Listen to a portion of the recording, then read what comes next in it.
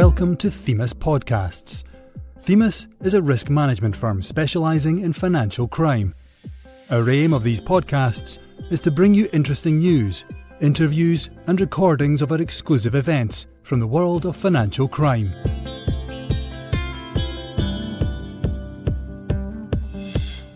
Farewell to Londongrad.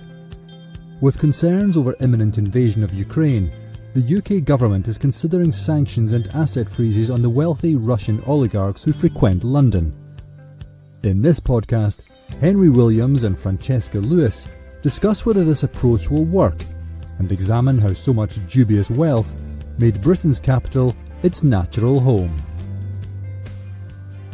On the 1st of February, the Foreign Secretary Liz Truss announced that the UK government would consider placing sanctions on Russian oligarchs with substantial assets in the UK due to the ongoing crisis in Ukraine. These sanctions would be targeted against wealthy businessmen who are accused of having close ties with Vladimir Putin's government. Today, we're interviewing Henry Williams, the head of investigations, about how this Russian wealth ended up in London and what the UK government needs to be doing about it. Hi, Francesca. Thanks very much for interviewing me today. I guess we'll jump straight in. Do we know how long it's been going on for? How did this all begin? So the problem of Russian money in the UK is it's been around at least since the 1990s when you had the collapse of communism. And what happened was, in that vacuum, a number of people stepped in to take over Russia's state's assets. Mm-hmm. And in that situation, what you found was actually that it became incredibly lucrative and attracted quite a lot of criminal gangs. So famously, there's one refinery in Siberia called Krasnoyarsk, which was the main aluminium smelter in Russia. And you had something called the Aluminium Wars, where various mafia groups went on a rampage, killing all the various people who were trying to take over the business. And then the oligarchs who came out of it at the end were suddenly multi-billionaires with all these Russian state assets at their disposal. And the same thing happened in the oil industry. You had rigged privatizations where, to ensure Boris Yeltsin got re-elected against the communists, they threw everything at Russian businessmen to help support him. And in return, they got very lucrative state assets at knockdown prices, and again became multi-billionaires. And I think Russia's a really interesting country because we see it in so many different ways, but the way I often look at it is it's almost a bit like Saudi Arabia. It's got huge natural resource wealth, and this is getting concentrated in the hands of very few people, who then obviously make a fortune, but don't necessarily want to spend it in Russia. Mm-hmm. And that's where the second half of the equation comes in, is where do you want to spend it? And so that's when, they buy villas in Saint-Tropez, they buy super yachts, they buy private jets, real estate in New York. And also one of the huge investments they've gone for is real estate in London. So that also then, I guess, brings us on to the second question. Why do all these businessmen in a far off country all want to turn up in the UK? And again, there's some really interesting reasons behind that. Sometimes there'll be exiles. So you had Boris Berezovsky was a very interesting case. He essentially was a power broker during the Yeltsin years. And when Vladimir Putin first came into power at the end of the 20th century and was very popular with his mandate to clean up the oligarchs, people like Boris did a runner to the UK, which was safe because there's no chance of them being extradited back to Russia to answer for their many, many crimes in that country. Mm-hmm. And we see the theme with quite a lot of Russian oligarchs over here, is that the UK was their classic insurance policy. If the regime which had sustained their wealth would at some point turn against them, they were safe in a nice situation here where Putin and the long-armed Russian law wouldn't be able to go after them, whether it was deserved or not. And this obviously started attracting a lot of comment, and you had a very good book came out quite soon after Roman Abramovich bought Chelsea Football Club, which was that was in 2003. And that's probably when you had that first consciousness in the UK of these Russian oligarchs essentially turning up here and buying up everything and splashing the cash. And as a Chelsea fan, it was very exciting. Abramovich came in with hundreds of millions of pounds, bought every player going, and Chelsea went from a sort of team, pushing for Champions League to top of the league within a few years. So it hasn't all been bad. But anyway, so you've had this Russian money coming in, you've had it sort of attracting comment, but with it is, I think, the really interesting thing is it comes from illicit origins a lot of the time. It comes from rigged auctions, it comes from mafia battles. There's these people who are so super wealthy. It's very difficult to argue that the income is entirely legitimate. And so with that, corrupt wealth has become corrupt influence in the UK and UK institutions.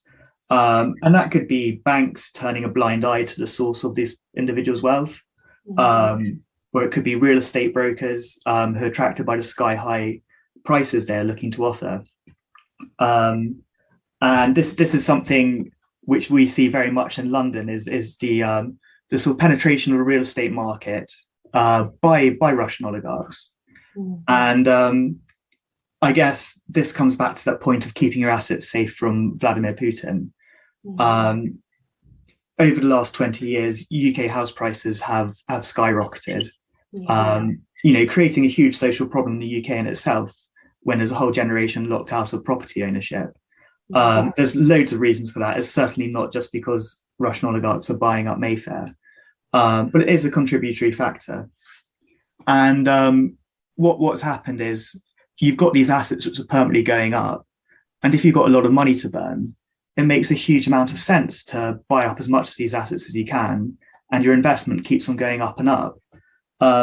So you have these big estates owned by oligarchs, but also you have a very classic one, which is One Hyde Park in Knightsbridge, which was a development by the Candy Brothers, which was really marketed at a lot of this these wealthy people coming from the sort of former Soviet Union countries. And almost what you have there is you have various boxes where you try to pile as much loot as you can possibly in one place. So when you're getting these things with sort of gold taps and, beautiful works of art, or not so beautiful works of art, but expensive works of art on the wall, the whole idea is to how much money can you safely put in one little box, watch it all go up in rent and in value, and not have to worry about any of that getting seized. And so this is what Liz Truss is coming in today and doing, is saying, well, actually, the UK has for a very long time turned a blind eye to all of this.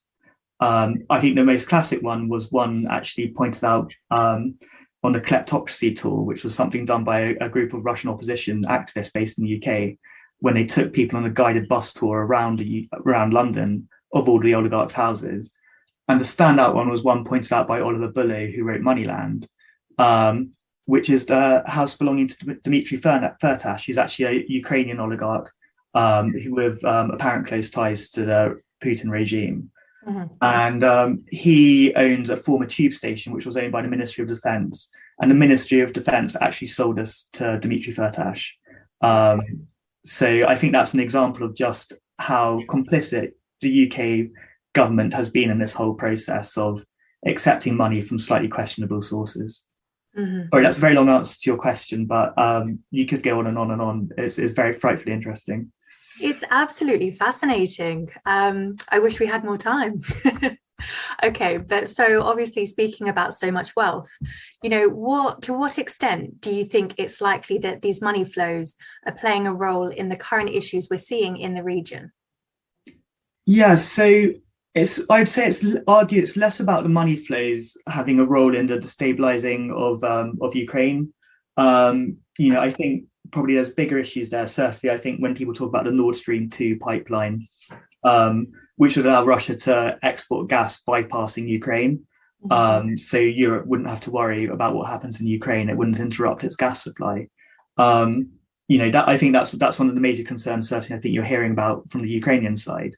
But I'd say where this finance is really interesting is I mentioned that Putin came in with a mandate to clean up the oligarchs and did a pretty good job of doing that.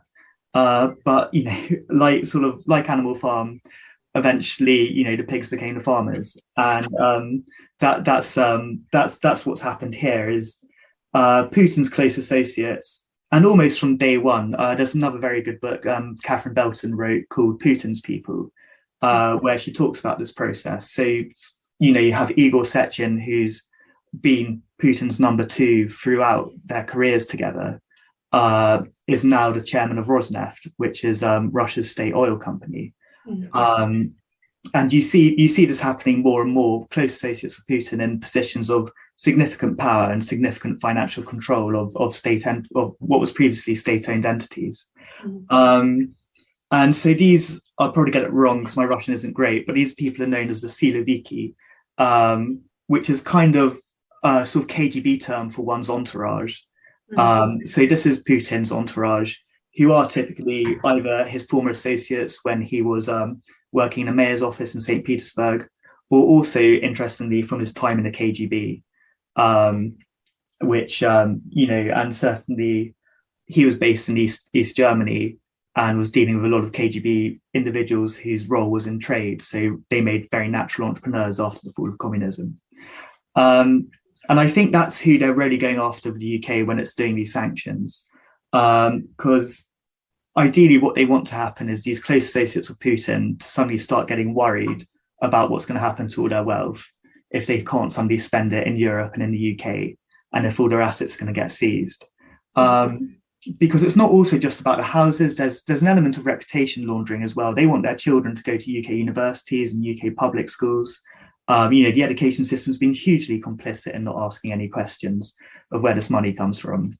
And if they lose that access to those areas, then that's going to be potentially damaging to them. But also, I think this brings us real back to the financial sector.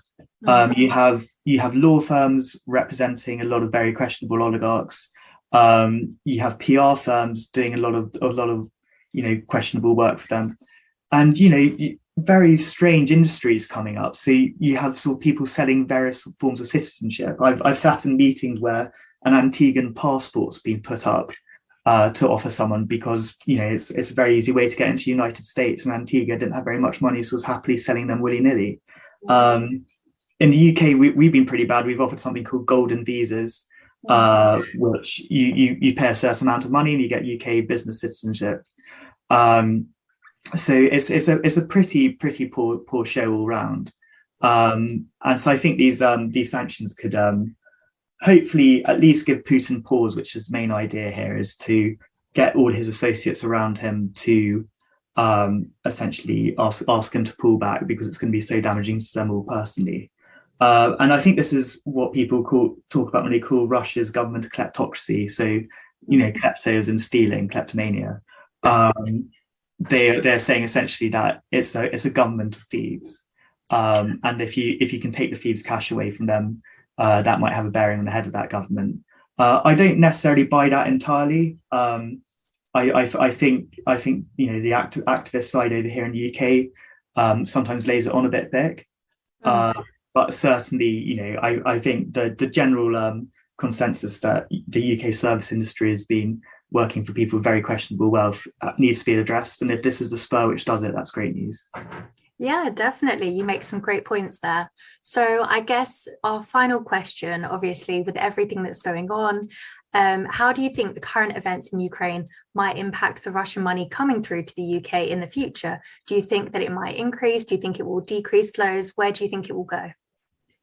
Yeah, I don't know. It's a really fascinating question, because this is geopolitics in the real sense of the word. And I think we almost need to think about what's at stake here. Russia is is the world's biggest gas producer. We have governments trying to meet their net zero obligations, which they can't currently do with all the renewable energy at their disposal. So gas is with us for a long time as the fossil fuel, which is the most carbon efficient. Yeah. And Russia is the major exporter of that, has a huge role to play in that. And governments worldwide are very aware of this. So I think that's probably why Putin's taken the view that this is the time to make the push on Ukraine, whether he wants to conquer it or potentially make it a demilitarized zone. Either way, it's going to be against the wishes of the Ukrainian people. So, it's absolutely right that we're pushing back against this. But I think in terms of what it's going to do with Russian money flows, I think Russia's very integrated into the world financial system. And if we can cut off the head, if we can cut off the dodgy money from oligarchs, while still maintaining the trade flows, which are so important with Russian, the ordinary Russian consumer and business person who has nothing to do with this behavior, then I think that's fantastic. And I think, hopefully we'll be able to have a more grown-up conversation about Russia where, it's not just treated as bogeyman, which, currently I think it is, but then Putin does a great job of being a bogeyman, which helps reinforce that stereotype. An interesting view there. Okay, well, thanks very much, Henry. It's been really interesting for our Themis podcast. And if you'd like to hear any more of our content discussing contemporary financial crime issues, head over to our website at crime.financial. Thanks, everyone. Thanks very much, Francesca. Bye. Thank you for listening to the latest Themis podcast. We hope you found it interesting and informative. If you would like to find out more about Themis, get in touch with us via our website, www.crime.financial. You can also subscribe for future news and interviews.